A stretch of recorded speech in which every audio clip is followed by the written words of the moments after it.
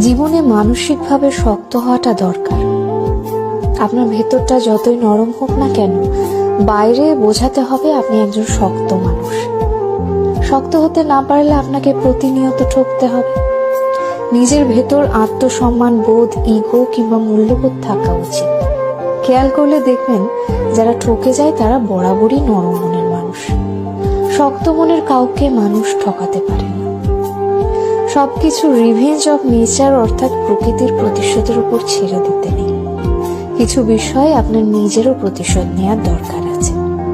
যে আপনাকে যতটুকু অবহেলা করে, কষ্ট দেয়, তাকেও সেই পরিমাণ অবহেলা কিংবা কষ্ট ফিরিয়ে দেওয়া উচিত। জীবনে ভালো থাকার জন্য হলেও একটু কঠোর হওয়া দরকার। যে কোনো কিছু সহজে পেয়ে গেলে মানুষ মূল্য দিতে জানে না। মানুষ হিসেবে আপনি সহজ হতে পারেন, তবে সস্তা কিংবা